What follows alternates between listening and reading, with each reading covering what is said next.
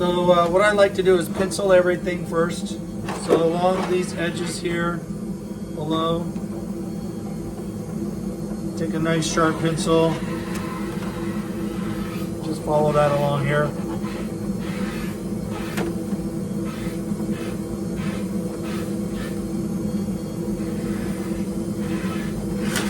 When you get to here, this is where you want it to drop down, come back up. You want to keep this kind of like return edge thickness even.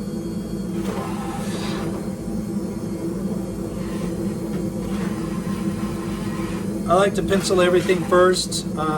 Makes it a little bit easier when you're cutting, because sometimes moving around in the light, using the knife, I like to use a carpenter style knife to score and snap, so the pencil line just kind of helps me make sure I'm in the right spot. Because with the score and snap technique, you really only get one shot. Where you score is where it's going to snap. So right now I've got two lines here. I've made the adjustment. I know that this is where I'm going to need to cut for me. This is a prototype set, so at the moment, I've got two lines. In the finished kit, it might not have two lines. It might just have one, but for the meanwhile, I'm pretty sure that's where I've got to cut for myself, but I'm going to mark this just in case. I'm going to always cut there and then cut there later if I need to. It's much easier to cut more later than it is to try to add it back on. Alright, so as we come down through here, that's where the pencil line is dictating where it's going to cut. With a nice sharp pencil, it pretty much follows the edge there. Alright, so just so you can see that, that's how that's going to cut. Now, there's a little faint line right there that goes across and then down. Maybe you can see that. And then it's about the same distance out right there. Same thing on this side. That's what's going to allow the collar to notch in.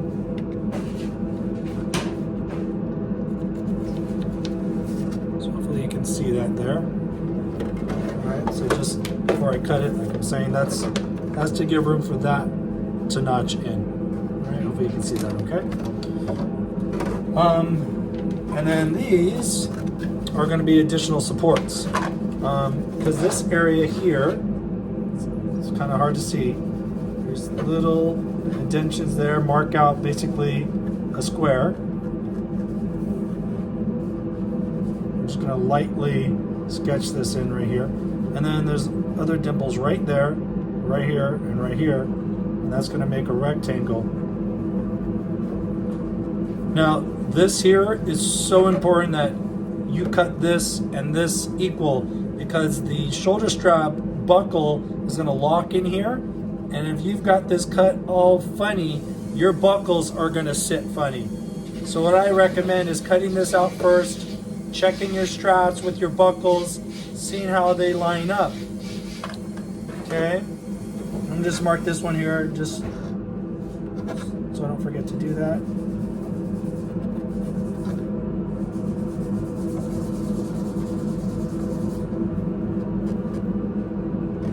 If you've got, let's see if my calipers are in here.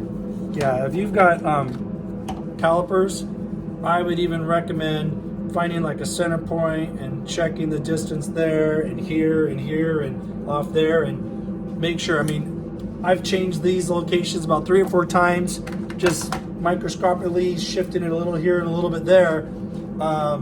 So what I have at the moment on the Masters, when we vac form it, is making the impression on where I believe it should be cut, so that the buckle sits properly at the angle.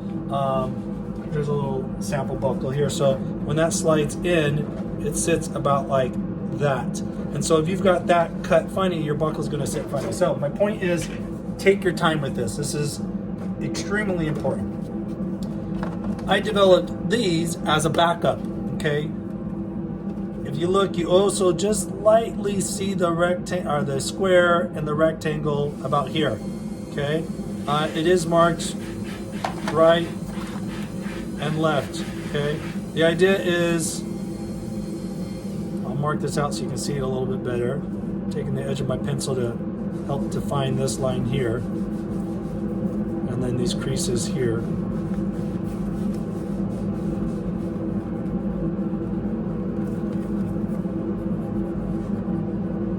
All right, and then you can see the square is about there. I'm just going to do a real quick rough sketch. Okay, so the point of this is, you've cut this out, okay? You're checking it with your buckle. You're going to cut this out and then glue it on the inside, okay? That's going to help reinforce this. And if you need to make any adjustments, then you would cut this out, make the adjustments. If you like exactly the way you've done this, just repeat that and file it, hand file it, so it mimics what you've done. This right here is just going to give better support to the chest to thicken up the material. That locks into there, but again, it's on the inside. So it's going to be inside there. This was going to be inside here. You're going to cut all the flashing off. So that's basically the idea. So I'm going to go ahead and do all the trimming now. First, let me mark this off.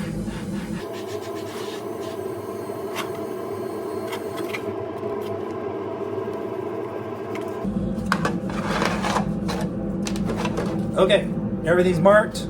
Now I'm going to trim it.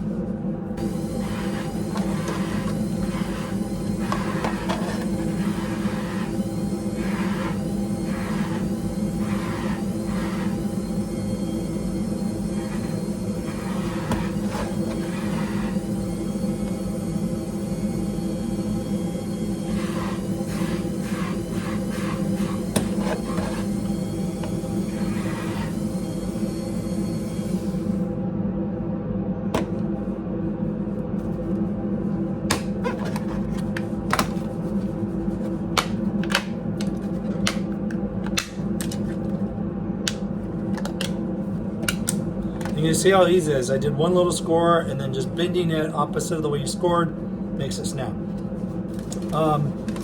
This is the right. I just cut the little piece off that says right. I've left this little notch here to make it easier when you line it up. But let me just... Okay, so for this angle here, it's actually a little bit easier if you cut it on the inside.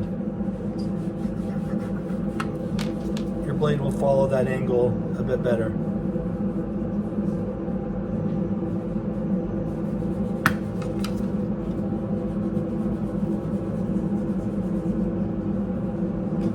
All right.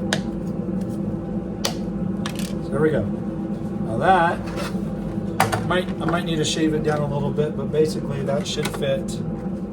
It fits great, just like that. Okay.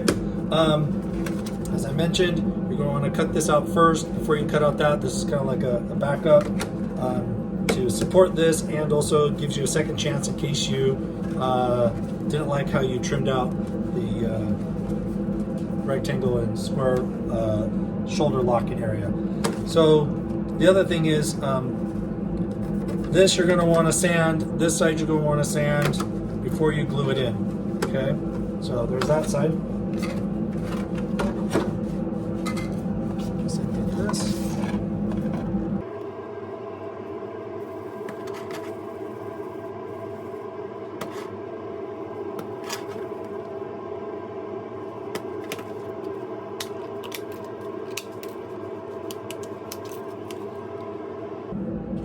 The L, and then, as I mentioned, it's a little bit easier to.